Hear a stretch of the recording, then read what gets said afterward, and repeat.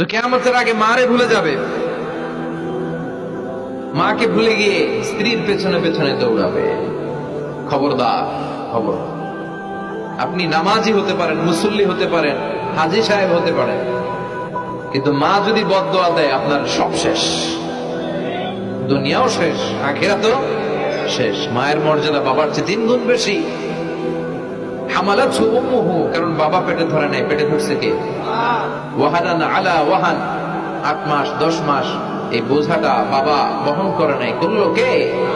ফিসালুহু ফি আমাইন, 2 বছর বাবা দুধ খাওয়ায়নি, দুধ খাওয়ালো কে?